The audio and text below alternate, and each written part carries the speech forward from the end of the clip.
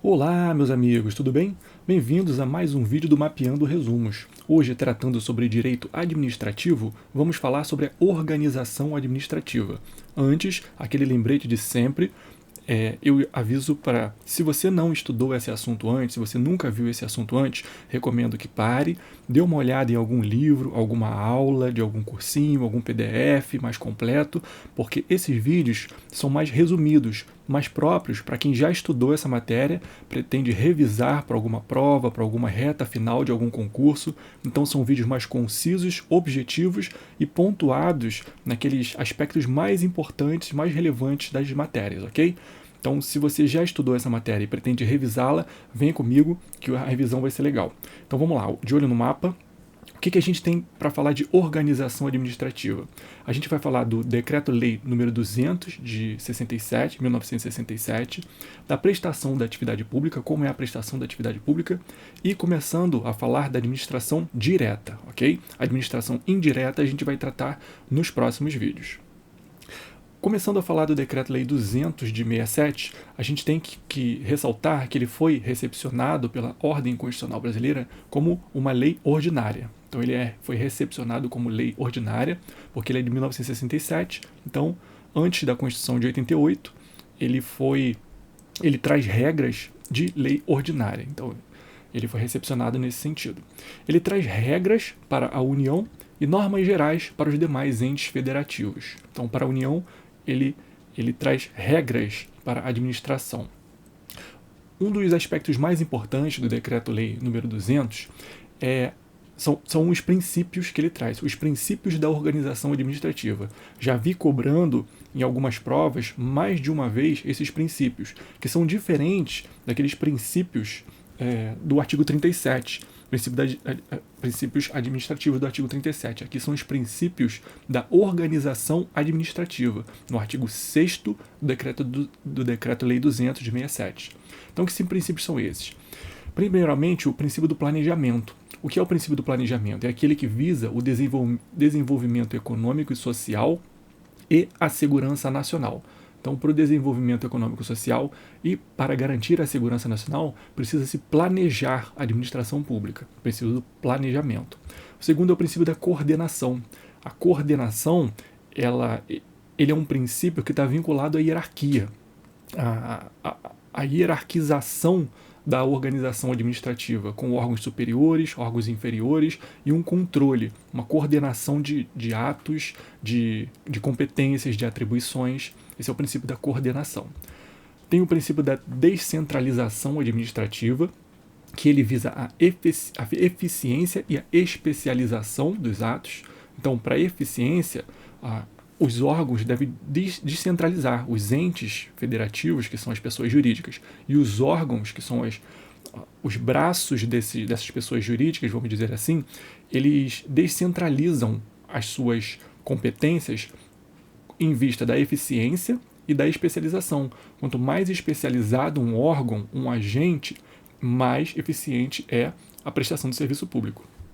A delegação de competências também, que é um princípio da organização administrativa, a delegação devendo ser sempre expressa e transitória, ou seja, não existe delegação tácita das atribuições e das competências, e não existe delegação definitiva. A delegação tem que ser sempre expressa e transitória. E o princípio do controle. O que é o princípio do controle? É aquele que se estabelece em todos os níveis e órgãos da administração pública. Todos os níveis e órgãos da administração pública estão submetidos a algum tipo de controle. Por quê?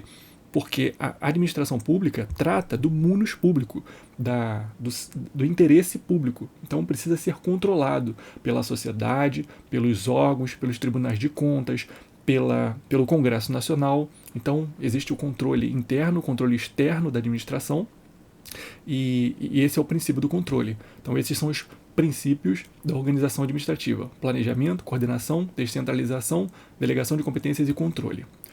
Sobre a prestação da atividade pública, o que a gente tem para dizer? A prestação da atividade pública, ela pode ser por descentralização e por desconcentração. Por descentralização, a gente lembra que é aquela prestação de atividade pública por uma pessoa jurídica diferente. Ou seja, A União, quando descentraliza o seu serviço, ela está criando uma pessoa jurídica diferente. Não é mais a União que está prestando o serviço. É agora uma autarquia, uma empresa pública, uma sociedade de economia mista ou uma fundação. Essa é a descentralização. Então ela cria uma pessoa jurídica diferente do ente que descentralizou aquele serviço, ok? A descentralização ela pode ser por outorga ou por delegação. Descentralização por outorga é aquela que transfere tanto a titularidade quanto o exercício. Então ela transfere os dois, a titularidade e o exercício daquela atribuição, daquele serviço público que está sendo prestado. O serviço é agora daquele outro ente federativo, não, daquele outro ente, daquela outra pessoa jurídica que foi criada pelo ente federativo. E essa pessoa jurídica criada é de direito público. Então, na descentralização por outorga, também chamada de descentralização por serviço ou descentralização funcional, ela transfere tanto a titularidade quanto o exercício e cria uma pessoa jurídica de direito público diferente, ok? Já a descentralização por delegação, ela transfere só o exercício. A titularidade continua sendo do ente federativo, daquela pessoa jurídica que delegou. O delegante só exerce, só exercita, só tem o exercício do serviço público. E a descentralização por delegação, ela pode ser transferida tanto à pessoa jurídica de direito privado quanto à pessoa jurídica da administração indireta, ok? Ela é também chamada de descentralização por colaboração. A descentralização por delegação é chamada de descentralização por colaboração. A descentralização por outorga, chamada de descentralização por serviço ou funcional. O Estado, na descentralização, quando o ente estatal, a União, Estado, Distrito Federal ou município, descentraliza o serviço, seja por outorga ou por delegação, ela responde pelos danos que esse outro ente criar pela prestação de serviço, ela responde subsidiariamente, ou seja, não é uma responsabilidade solidária. A responsabilidade do Estado aqui é subsidiária. E a desconcentração? O que é a desconcentração? Se a descentralização é a criação de uma outra pessoa jurídica para a criação ou a transferência do serviço para uma outra pessoa jurídica, a desconcentração não. A desconcentração está tudo dentro daquela pessoa jurídica. Quando a União desconcentra o seu serviço, ela está transferindo aquele serviço para um outro órgão dentro dela mesma, União. Mesma coisa nos estados, Distrito Federal e municípios. A desconcentração pode ser por hierarquia. Não, a descentralização ela é sempre vinculada na hierarquia e é dentro da pessoa jurídica. As espécies são por matéria, por hierarquia ou por territorialidade. A desconcentração por matéria é aquela que transfere a matéria, um serviço específico para um outro órgão. A descentralização por hierarquia é aquela que simplesmente transfere do órgão superior para o órgão inferior. E a descentralização por territorialidade é aquela que transfere para um território diferente, ok? Dentro do Estado brasileiro. Então, a desconcentração ela tem como fundamento a hierarquia que existe dentro da administração pública. E sobre a administração direta, o que a gente tem para falar aqui? A administração direta é aquela que está vinculada aos órgãos públicos. É um conjunto de órgãos com capacidade política, administrativa ou legislativa. A capacidade política, administrativa ou legislativa. Então, esses órgãos eles estão submetidos a um regime jurídico de direito público. E o que é esse regime jurídico de direito público? O que esse regime jurídico de direito público traz para esses órgãos? Traz vários atributos. Por exemplo, imunidade tributária recíproca. Os órgãos não pagam impostos, não pagam tributos, não pagam impostos uns para os outros, os órgãos públicos. Concurso público, eles precisam fazer concurso público para contratar os seus servidores, os seus empregados. Licitação, eles precisam licitar para contratar, para fazer suas compras, para fazer suas alienações, em regra, né? Os atos que eles emitem são atos administrativos, não são atos privados comuns. Existem cláusulas exorbitantes nos seus contratos, ou seja, nos contratos administrativos feitos pelos órgãos, existem cláusulas que dão maior poder para a administração do que para o particular. Os seus bens são classificados como os bens públicos, eles são, por exemplo, imprescritíveis, não pode haver uso capião dos bens públicos, e ele tem a prerrogativa de pagar as suas dívidas por precatórios. Esses são alguns dos atributos do regime jurídico de direito público. E os órgãos públicos, eles têm algumas especificidades. Os órgãos públicos, eles não têm personalidade jurídica, existem algumas classificações e algumas teorias para a gente falar aqui. Vamos começar pelas teorias. Primeiro, a teoria que primeiro tentou explicar o que seria um órgão público foi a teoria do mandato. Dizia que o órgão público era aquele que tinha um mandato do órgão mandante. A segunda teoria foi a teoria da representação, que o órgão público representaria a vontade maior da pessoa jurídica a que ele está vinculado. E a terceira teoria, a teoria que prevaleceu e a teoria que vale hoje, é a teoria do órgão, ou teoria da imputação. Esse aqui é bastante importante. Teoria da imputação ou teoria do órgão. Os atos do órgão administrativo não são considerados simplesmente atos daquele órgão, mas sim atos do ente federativo a que ele está subordinado.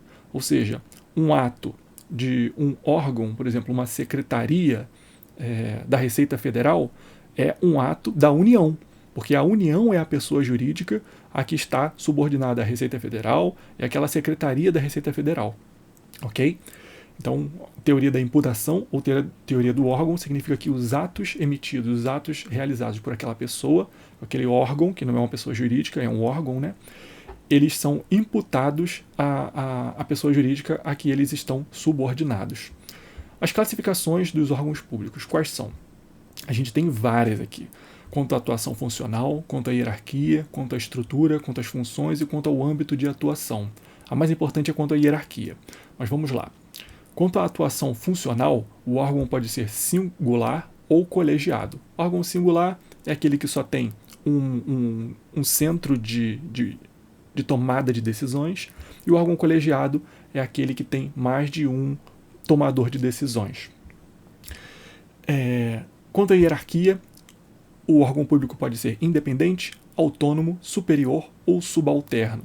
E nessa ordem aqui mesmo, eles estão mais acima ou mais abaixo na estrutura hierárquica da administração pública. O órgão subalterno é o mais básico de todos. Por exemplo, uma portaria, a seção de portaria de um órgão público. Ele é um órgão subalterno. O órgão superior é aquele que está imediatamente acima do órgão subalterno. Por exemplo, uma seção de recursos humanos. Os órgãos autônomos são aqueles que estão acima dos órgãos superiores, mas não são órgãos independentes. Os órgãos independentes, por fim, são aqueles que estão no topo da hierarquia administrativa. Por exemplo, a Presidência da República. A Presidência da República é um órgão independente.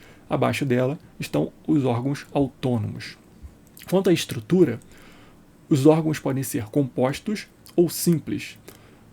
Órgãos simples são aqueles que têm um centro de poder. Órgãos compostos, aqueles que têm mais de um centro de poder. Como assim? Os órgãos simples são aqueles também chamados de unitários, aqueles que não são divididos em outros órgãos, eles são uma coisa só. Os órgãos compostos, não, eles são divididos em vários sub-órgãos.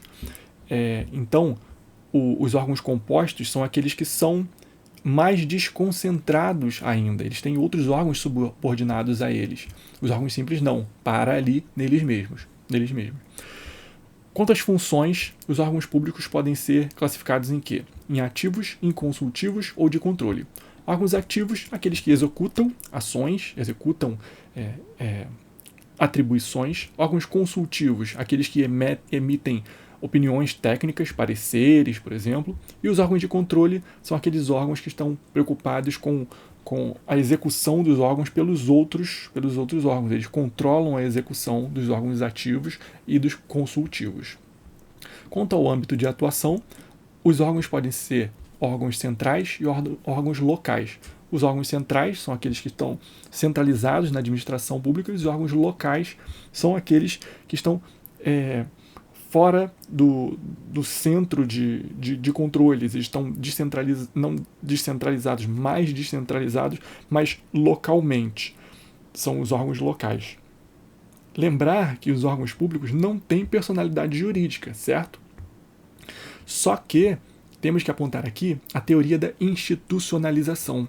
O que é a teoria da institucionalização? Isso aqui é muito importante. A teoria da institucionalização é aquela que diz que, apesar de os órgãos públicos não terem personalidade jurídica própria, eles podem ir ao Poder Judiciário para defender os seus interesses institucionais. Esse entendimento foi agasalhado pela súmula 525 do STJ. E, por exemplo, a gente tem o Exército Brasileiro e a Câmara dos Vereadores. Eles podem ir ao Judiciário defender os seus interesses institucionais. Não precisa a União ir ao Judiciário sempre defender os poderes deles, por exemplo. Ou, no caso da Câmara dos Vereadores, o município. Não, a Câmara dos Vereadores que vai a juízo defender os seus, pode ir a juízo, ela tem capacidade para demandar em juízo os seus interesses institucionais. Essa é a teoria da institucionalização. Isso ocorre de verdade. Em tese, como o Exército Brasileiro, por exemplo, é um órgão da União, como a Câmara dos Vereadores é um órgão do município, eles não poderiam ir a juízo, não poderiam demandar em juízo por iniciativa própria. Teria que ser a pessoa jurídica a que eles estão subordinados, a União, o município, respectivamente. Mas pela teoria da institucionalização, que é acolhida pelo Poder Judiciário, eles podem sim, podem demandar em juízo os seus interesses institucionais, mas só os seus interesses institucionais. Não podem ir além disso, ok? Então, esses são os assuntos mais importantes da organização administrativa. Que a gente tem que lembrar mais? Que a criação dos órgãos ela deve ser sempre por lei, a criação de órgãos sempre por lei, e eles são centros de competência especial. Esses são os toques finais que a gente poderia dar aqui aos órgãos públicos, importante aqui para as provas, para os concursos. Bom, espero ter ajudado. Esse é um assunto que sempre cai nas provas, sempre está pintando aí nas questões. E é um assunto bastante... Não diria que é um assunto complexo, é um assunto mais que traz um pouquinho de decoreba aqui na questão da classificação dos órgãos por hierarquia, da descentralização, o que é descentralização por outorga, por delegação. Isso aqui precisa ser memorizado, precisa ser bem consolidado.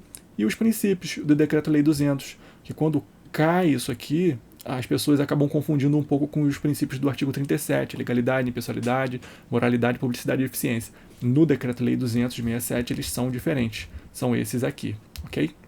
Então esses são os assuntos mais importantes, espero que vocês tenham gostado. Se tiverem alguma sugestão, algum complemento a fazer do que eu falei, por favor, deixem aí nos comentários. Compartilhem com os seus amigos, com aqueles que também estão estudando, precisam rever essa matéria, gostariam de rever essa matéria, que vocês acham que seria interessante. E vamos manter essa corrente de compartilhar conhecimento sempre ativa, que é assim que a gente aumenta o nosso próprio conhecimento e o conhecimento da nossa sociedade como um todo. É muito importante a gente investir na educação, na geração de conhecimento, na geração de valor nesse sentido da educação, do conhecimento. E na nossa área aqui, o conhecimento jurídico, que pode ajudar muita gente, pode contribuir um pouquinho para a promoção da justiça nos casos concretos, naquela microjustiça que está sob o âmbito da nossa alçada, da nossa atribuição, ok? Então, pessoal, um abraço, até mais e até o próximo vídeo. Tchau, tchau!